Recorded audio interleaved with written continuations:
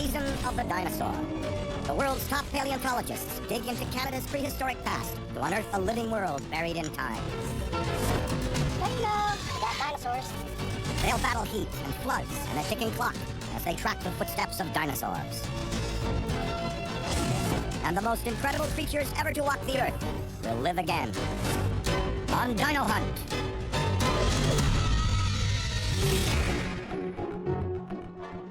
Two teams race against the rising tides in the Bay of Fundy, Nova Scotia, in search of the dawn of the dinosaur. On the shores of the Minas Basin, the tracker team is hunting for signs of the first dinosaurs to walk this earth before the fossils get washed away. It is an absolute shame I can't take this back with me. And at Wasson's Bluff, if the prosauropod team can get to the bones before they're swept into the sea, We cannot stop the tide. they might uncover a new species of dinosaur that outlived a global catastrophe. These animals are the survivors. The search for Canada's oldest dinosaurs begins in Nova Scotia's Bay of Fundy. The cliffs looking out on the Atlantic are hundreds of millions of years old. The coastal tides are the biggest in the world, and for dino hunters, they're both a curse and a blessing. It causes some challenge in navigating around the beach, but it also causes all this erosion that's really good for the paleontology. Dr. Tim Fedak specializes in hunting for the world's earliest dinosaur fossils. He's leading a team that'll be digging deep into the red sandstone at Wasson's Bluff. You guys are hired, by the way. Fedak's team will need to work quickly. The site is underwater for most of the year, but over the next 10 days, the tides will be low. Shovels, rakes, implements of destruction. We don't want to get too carried away digging a big hole. If we can't collect it within the time period we have, the tide's gonna come up and wash it away. We cannot stop the tide. Fedak and his team are searching for the ancestors of the famous long-necked dinosaurs, the prosauropods. These creatures were among the first dinosaurs to evolve in the Triassic period, over 200 million years ago. T-Rex is closer to us in time than the prosauropods. Tyrannosaurus Rex lived 66 million years ago, but to get back to the time of the prosauropod, we have to go back an additional 134 million years. And Fedak may have discovered a new species of one of the world's oldest dinosaurs. For the past 17 years, we've been doing collection work at the site and have identified more and more specimens, and it does appear that this is a new species, a prosauropod dinosaur. There are at least 12 species of prosauropod, but paleontologists suspect the number could be much higher. A new genus in the Bay of Fundy could add to the growing list. Since Fedak was last here, tons of rubble have buried the site. There you go, perfect. And if they want to find the bones, they may have to dodge the rocks. This is a dangerous site. Everyone needs to know that, and I don't want anyone hurt. But the team is willing to take the risk if it means finding a key to the past. Finding a nesting site or skulls would be very exciting. We always hope for a once-in-a-lifetime find. If Fedak hopes to find evidence of a new species of prosauropod, he'd better hurry. He's racing against a rising tide. Across the bay, Tyler Shaw is heading even further back in time, looking for dinosaurs even older than the prosauropods. I always say that paleontologists are just little kids that never grew up. Tyler Shaw is a paleontologist with the local Fundy Geological Museum. He's scouting the shores of the Minas Basin, looking for traces of the world's first dinosaurs. But unlike most of his colleagues, he's more interested in stone than bone. His first stop, Paddy's Island, a site that hasn't been dino hunted in over 20 years. So this area is Triassic in age? Well, this is just excellently exciting. That's gotta be what was Paddy's Island, but we're gonna be in luck, I think. All that low ridge running through there should be nice and flat. Tyler and his colleague Nevin Dow will be searching an area that's underwater for most of the year. But as the world's highest tide ebbs, it exposes a dino hunter's paradise. There are only a few places in the world that have evidence of the first dinosaurs, and Nova Scotia is one of them. The tracker team isn't looking for bones, but something else. When you see nice flat rocks, that's the place to look for dinosaur prints. One of the things I love with tracks is you can look at them, and if you've got two in a row, you've got movement. If you think of them as frames from a movie, each footprint is a single frame, and as you stick them together, you can start to play back that animal's life. An animal can leave multiple prints during their lifetime. They can only leave one skeleton. Skeletons are really the byproduct of a dead creature. These are the byproduct of life. Unfortunately, as the tide comes in and out, it does eat away at these rocks. No dinosaur yet. If Tyler finds any tracks here, They'll belong to some of the oldest terrestrial creatures that ever lived. And they lived here. Fossils found along the shores of the Bay of Fundy come from an important period in the Earth's history. 200 million years ago, the Earth's continents were concentrated in one landmass called Pangaea. Today's Nova Scotia was at its steamy center. The world was hot, and reptiles ruled. But the humid home of the first dinosaurs wasn't to last. It was shattered by a geological catastrophe that remade the world.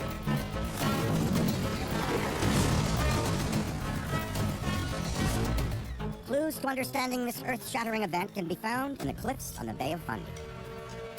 And no one understands it better than Dr. Paul Olson, who made the first major dinosaur find at this site in 1976.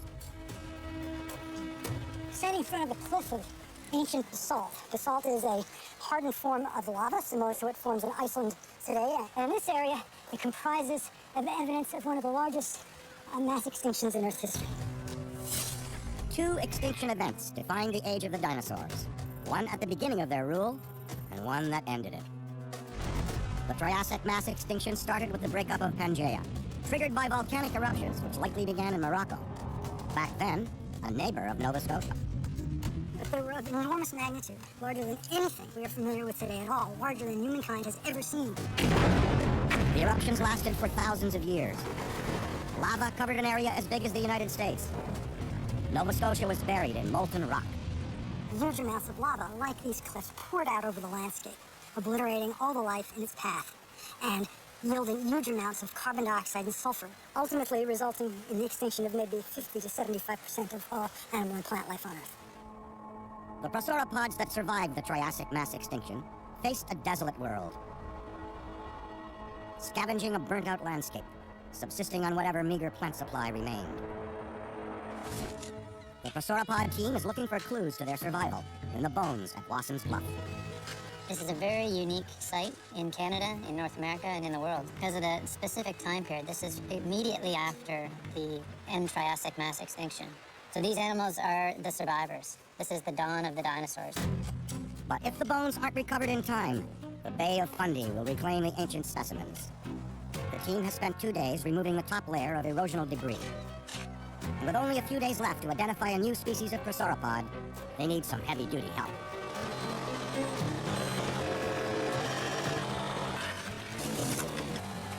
Bingo! Got it! Woo. Nice. I think you just discovered our bone bed there, Jack. Thank you very much. So this is a prosauropod dinosaur vertebra. That's just the back part. It's been buried for 200 million years, and this is the first time it's seen the air again. Is this important to you? It's pretty important to me. He's found his first fossil. It belongs to a creature that lived and died 134 million years before T-Rex and Triceratops, and 200 million years before human beings. This is a 3 to 4 meter long animal, and we're at the tip of the tail. We've got exposed quite a bit.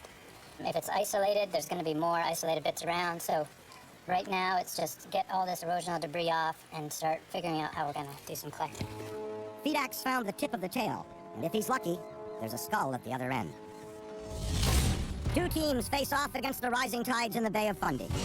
At Wasson's Bluff, the prosauropod team has days to identify a new species of dinosaur. Fingers are crossed that we'll see a skull. That's the ultimate thing we want to see. And in the Minas Basin, Tyler Shaw is climbing the walls to track some of the world's earliest dinosaurs.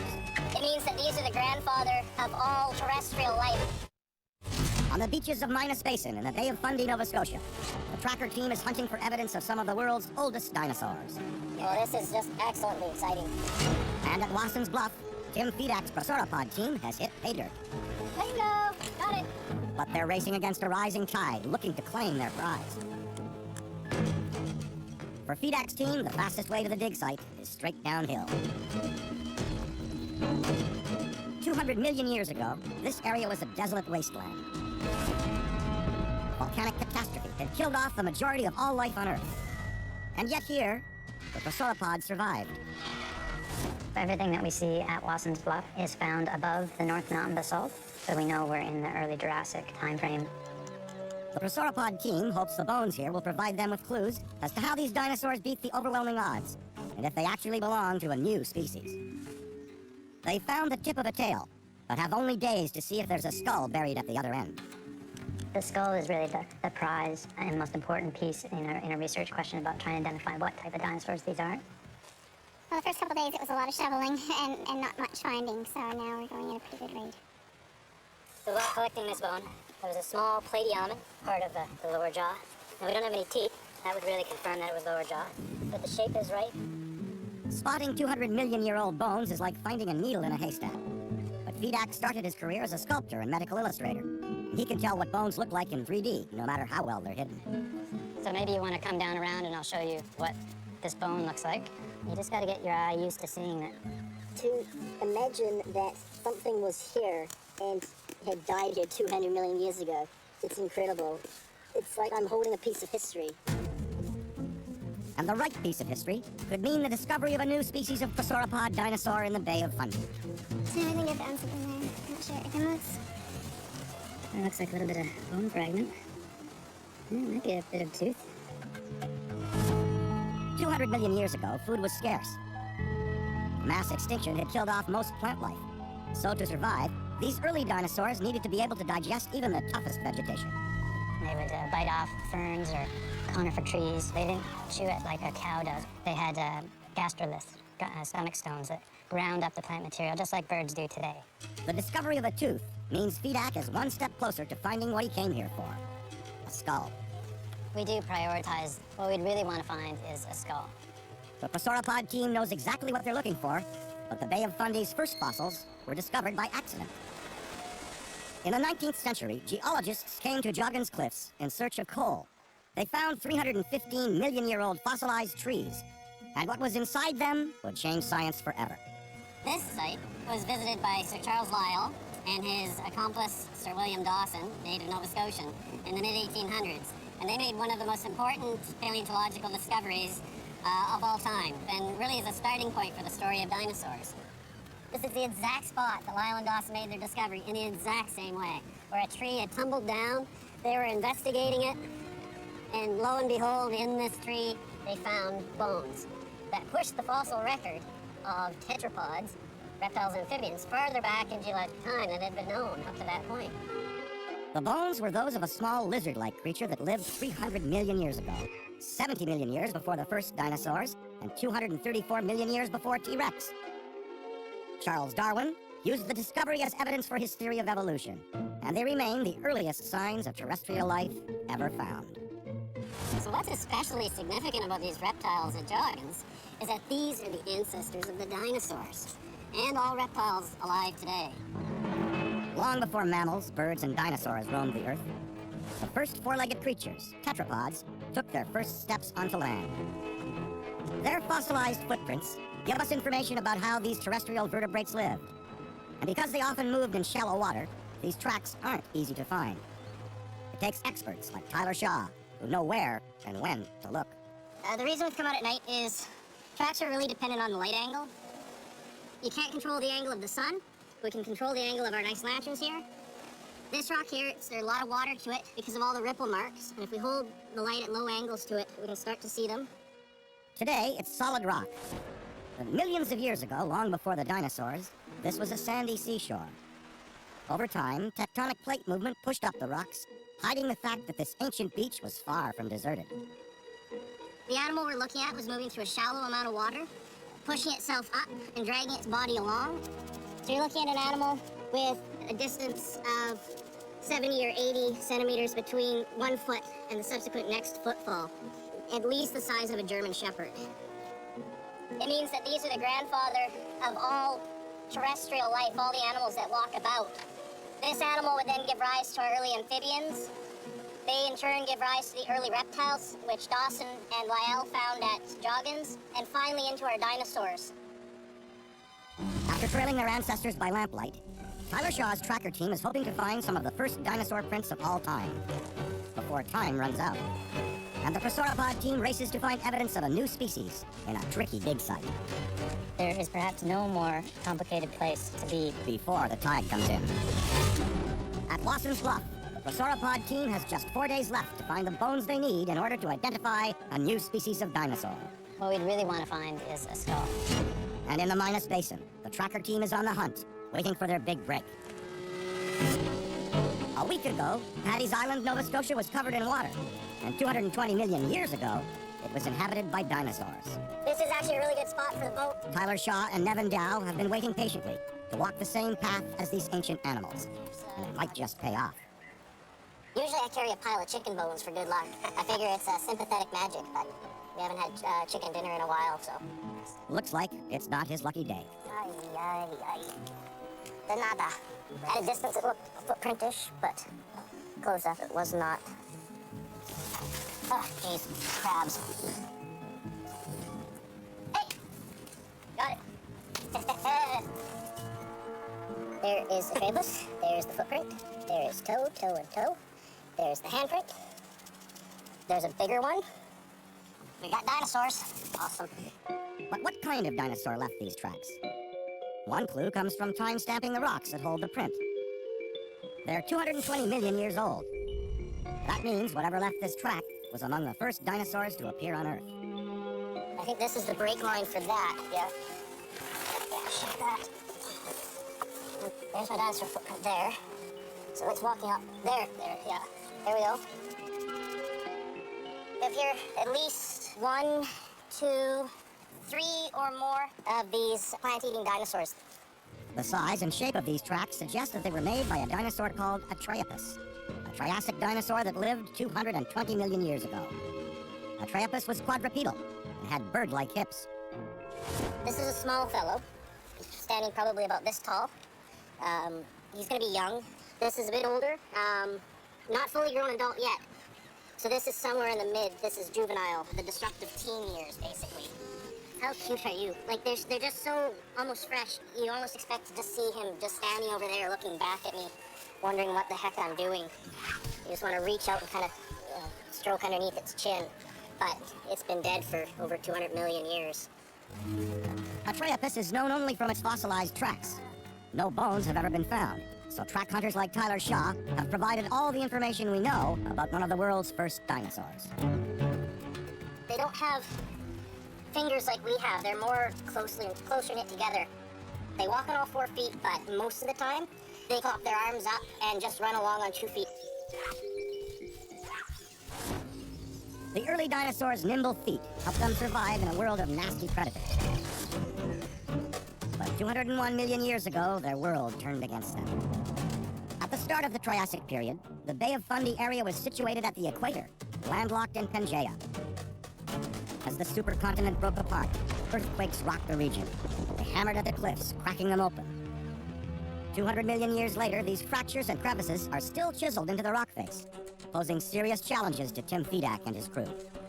There is perhaps no more complicated place to be in terms of structure. I refer to these as earthquake dinosaurs because the dinosaur bones have been faulted and chopped up by major earthquakes during the time. These bones were buried, and another earthquake happened and cut through the bones. That makes this site fairly frustrating to work. The highest tides in the world also mean that the fossils found along these shores are saturated with seawater and extremely fragile. When the bones are in the bedrock here at the site, they're mashed. They basically have the consistency of cream cheese. So you do have to be very careful with them. The bones are so fragile, they need glue to keep them together. The preservation of even one bone in the fossil record, I think, is like winning a lottery. Having your whole skeleton preserved is like winning 2 lotteries, one week after the other. Digging for 200-million-year-old dinosaurs is painstaking and frustrating work, but Fedak and his team know the prize is worth the effort. Lee has found a nice rib. Kimball found a smaller rib called a gastralia. Both of those are very small. While looking for a skull, they've unearthed what could be another big find. In the past 15 years, we've been collecting articulated material from here, adults, subadults, but we have been always looking and keeping our eye out for very, very young hatchlings or egg material. So there's always the chance that we're going to stumble upon a breeding site. The team will keep searching for a skull, but now there's also the possibility of uncovering a breeding site. And that's a reason to celebrate, Bay of Fundy style. You ready, guys? What's that? How about for wedge? Dogs and clams are not a good idea. Cheers. Cheers. Can't do this in Alberta. That's right. Clam bake's over. The sauropod team digs in with renewed vigor. They're hunting a new species of prosauropod, and maybe they'll find the nursery. Oh, ideally, we would like to find a nest site. That would be perfect. And on Paddy's Island, the tracker team is close to finding the footprints of the world's oldest dinosaurs, if they don't lose them to the ocean floor. It is an absolute shame I can't take this back with me. At Wasson's Bluff, time is running out, just as the prosauropod team finds itself on the verge of a breakthrough. There's always a chance that we're going to stumble upon a breeding site. And in the Bay of Fundy, the tracker team is desperate to get their 220-million-year-old dinosaur prints off Paddy's Island before the incoming tide returns them to the ocean. The tracks are stamped into heavy slabs of rock that have been broken up by the force of the waves. I'm trying to figure out how we can cut weight down, but our boat driver would probably freak right out if I brought it back. It is an absolute shame I can't take this back with me. No bones from the Atrampus dinosaur have ever been found, so tracks like these are extremely valuable in determining how one of the world's first dinosaurs behaved. Flip it back over so that it hopefully protects it, so I'm going to try to convince someone to come back in a boat with nobody else in it and bring this out. But if they wait too long, the powerful undertow could carry these rocks and the prints on them out to sea, or smash them against the ocean floor. So Tyler's using every second he has to figure out as much as possible about the elusive Atrampus.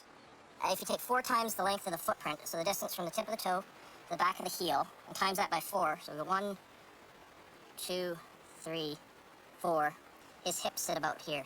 And that's the distance from its hips to its shoulder. So then you tack on, probably that same length for a tail. So about to here, a little bit for a head, and you got the length of an animal. So from just this little information, even a set of 3 footprints, as long as they're sequential, we're able to start to fill in what this animal looks like. It's starting to become a living, breathing creature. Fossilized prints show dinosaurs on the move, and a moving picture of their behavior. Dino prints can be found all over the world, usually in areas near streams and rivers. This makes Tumbler Ridge, BC, the perfect hunting ground for West Coast track star Dr. Richard McRae. A skeleton is just a pile of bones. I mean, there's a lot you can get from it, but tracks are made by living animals. The closest that we're going to get to looking at dinosaurs other than the time machine. McRae works with his wife, paleontologist Lisa Buckler. A few weeks ago, they found a new set of mysterious dinosaur tracks. But getting to them is dangerous work. Did you bring a radio with you? No. We're going into a new discovery. It's in a place that we call Dinosaur Gorge. What we have is a near vertical track face. The tracks would have been formed near a coastal plain 130, 140 million years ago, until mountain building began in this area. So the North American plate ran into other plates, and it's kind of like running a car into a brick wall, and the hood crumples. So you have tracks that are, horizontal, but with mountain building, they go vertical sometimes. To get to the tracks, Rich has to scale 60 feet of crumbling rock face, and he needs to work fast, or he'll be climbing in the dark. The light's only good for about an hour because it's such a narrow canyon. Judging by the age of the rock face, the prints were likely fossilized 140 million years ago. But it will take a closer look to determine who made them. We don't know yet what else is up there. About 40% of the footprints are visible from the ground, so we're getting up on ropes. This kind of dinosaur hunting requires a paleontologist with rock climbing skills and a willingness to take risks. Any kind of danger that you have working on a regular site, multiply it by 10 or even 100 when you're working on a vertical face. I cannot take my eyes off of what the rope and the webbing are doing for a second, because if I do, that might be the moment that something comes loose and screams down at Rich. The risk pays off. It's a good-sized print, perfectly embossed in the mountainside. Question is, who made it? So I'm looking at a track here, 3-toed. Question is this a plant eater or a meat eater?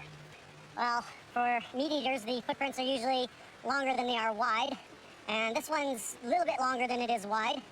The other clue is the meat-eating digits, they have very sharp claws, and these digits look like they have rounded terminations, but the real clue here is that there is a handprint in front of it, and this is definitely a plant-eating dinosaur print. 140 million years ago, plant-eating dinosaurs walked on all fours. But meat-eaters were theropods, bipeds who hunted on 2 feet. So I'm just going to go down so we can see very large track. And there's the outline of the back of one of the outer digits, tapers off to a fine tipped claw. There's the length of this, and that's I think 62 or 63 centimeters long. and it's nowhere near as wide. This is certainly a large meat-eating dinosaur. We only have a couple of specimens that are from that time period. So having a exposure of rock like this that has a large amount of tracks on it, it's going to give us a lot of information about what kinds of animals were roaming around this part of BC. The tracks were laid down at the end of the Jurassic era. Aside from the fossils in Nova Scotia, these are the oldest traces of dinosaurs anywhere in Canada. In the Bay of Fundy, Tim Fedak's prosauropod team might have a new lead on the dawn of the dinosaur. The skull contains the most information, but animals change considerably through their growth from young hatchling to fully grown adult, and that change is really important to understand evolutionarily. They're still hoping for a skull, but they've added another find to their wish list: a prosauropod nest. We're keeping an eye out for bones that are from smaller animals that might suggest a breeding area where there might be preserved eggs or smaller skeletons. Oh, ideally, we would like to find a nest site. That would be perfect. If the team uncovers hatchlings with the same features as the adults they found here, they'll have the proof they need to name a new species of prosauropod. We want to be very cautious about naming a new species on a single isolated growth stage, whether that's adult or young. It's good to complete that picture and try to identify the link, the adult skeleton, with younger individuals. A prosauropod nesting site in the Bay of Fundy would be the first of its kind in North America. But if Fedak and his prosauropod team don't find it fast, it will be swept away forever. And the tracker team has to get their prints off the island before they sink like stone. On Paddy's Island in the Bay of Fundy, Tyler Shaw's tracker team has identified some incredible footprints. But if they slip back into the sea, he'll lose hard evidence of the world's first dinosaurs. And at Wasson's Bluff, the clock is running out on a potential new discovery. Time's ticking. We have about a day and a half. Tim Fedak's prosauropod team is working fast to see if they found a major discovery: a nesting site of prosauropods, which would be the first of its kind in North America. We have some great sites in South Africa where full nests have been collected, embryos still in the eggs, and they've been fully prepared out. In 2005, a 190-million-year-old nesting site was uncovered in South Africa. It predated previously known sites by 100 million years. The discovery revealed evidence of complex nesting behaviors, like group nesting, and the repeated use of nesting sites by a single species. The highly organized nature of the nests suggests that the mother may have arranged the eggs after she laid them. The sites also revealed surprising changes in prosauropod growth sequences. There's different aspects of the skeleton that grow faster than the others. The skull actually had a slower growth rate, whereas the neck had a much faster growth rate. The animal seems to change its posture from walking on all fours to adults that walked mainly on their back legs. Linking a hatchling to an adult could provide the prosauropod team with all the information they need to declare a new species of prosauropod. But time is running out. We had bone very close by, so if I go in and there's more articulated material, it should show up very quickly. Fedak needs to work faster and dig harder if he's going to beat the tide. He's turned to power tools to speed things up. But the jackhammer might not respond well to this rock face, so we just have to see. Fortunately, Fedak catches a break. So we just lifted this up and just found another bone fragment here. There's bone exposed here and on this other piece. And they just go together like that. Before Fedak can figure out exactly what kind of bone he's found, he discovers he's got an audience, a local tour group, led by young colleague Tyler Shaw. Everywhere you see the little bags with orange flagging tied to them are pieces of bone they have found. Somewhere in my little handy-dandy book. They're creatures that kind of look like this. Probably not exactly this fellow, but close enough. So the star of this excavation is Dr. Tim Fedak. How are you today? What? This is a bone that we just collected today, and it's a little bit of rib bone. It's been buried in this stone for 200 million years. Thanks to the work of Fedak, Shaw, and local dinosaur hunters, this area of Nova Scotia is becoming a mecca for dino fans who flock to the little town of Parsborough to check out the museum. And just a few streets away is another kind of museum, run by amateur bone digger Eldon George. That's my cat. Eldon George is a local legend and a rock star among geologists. He's been combing the beaches, collecting rare fossils and minerals since he was 8 years old. I found these on March 31st, 1983. What Eldon found that day made history. I happened to come across this in 3 inches of water. I thought they was bird tracks. And then I realized that I was looking at something very rare. He was right. These tiny tracks were made 205 million years ago by a baby coelophysis. They're among the smallest dinosaur tracks ever discovered. Over 200 million years ago, this baby coelophysis shared its homeland with the Atreopus dinosaur. They roamed and fed in a world of warm, fertile jungles. But when that world disappeared, they disappeared with it. But the dinosaurs Tim Fedak is uncovering somehow survived. They managed to eke out an existence in a harsh post-extinction world. Fedak's mission, to prove that a new species of prosauropod once lived here and lived through the cataclysm, is coming down to the wire. He needs definitive evidence, a skull or nesting site, and he's getting close. We have 10 elements, that's not too bad, but what we really want to do is make sure that there's no articulated material here that's in danger of being eroded. So we need to collect that if it's here. Time's ticking, we have about a day and a half. The rest of the bones might be within reach, but for the prosauropod team, the tide is coming in and time is running out. And in the Bay of Fundy, the tracker team races against the tide to carry out the evidence of Canada's oldest dinosaurs. This is absolutely amazing. In the Minas Basin, the tracker team is on a search and rescue mission for ancient Atreopus tracks before the tides wash them away. At Wasson's Bluff, the prosauropod team has only hours to collect vital information about what might be a new species of dinosaur before the bone bed becomes a seabed. The crew makes one last perilous journey down to recover what they can from the site before the ocean reclaims the beach. You hear the tide lapping, and it's going to be burying this site. And to protect their 200-million-year-old fossils, they turn to a centuries-old technique. The plaster and burlap's been used for hundreds of years. The prosauropod team suspects they have the evidence they need to name a new species of one of the world's oldest dinosaurs. But they can't be sure until they get the bones back to the lab. One thing they are sure of, these tiny treasures help tell an epic story. These dinosaurs witnessed one of the worst extinctions our world has ever known. They survived what most other life on Earth could not. The prosauropods got their cosmic reprieve when Pangaea broke apart 200 million years ago. Landlocked deserts became lush new coastlines. Jungles returned, and over time, the prosauropods evolved into giants. Prosauropods are the ancestors of what would become the sauropods, the largest animals ever to walk on the Earth.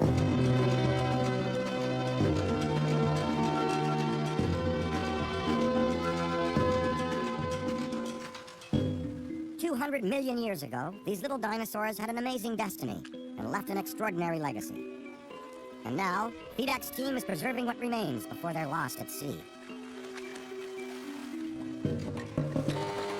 Across the bay, Tyler Shaw has managed another boat trip, solo this time, to retrieve the Atreopus tracks. Just gonna try to swing the boat around here. It's almost hard to believe that, this site hasn't been looked at in 20 years or more. The dinosaur tracks are still fresh and coming out, and it's well worth a trip back. This is absolutely amazing. For Tyler, a summer of tracking dinosaurs is ending with a win. Today I definitely feel like a 3-year-old with a new toy. Even just coming out today, the view alone was worth the price of admission. And on top of that, dinosaur tracks, you can't have much better day. Unless it started raining gold from the sky, I was happy as a pig in mud. Back at Wasson's Bluff, Fedak's fossils are finally ready to be transported to safety.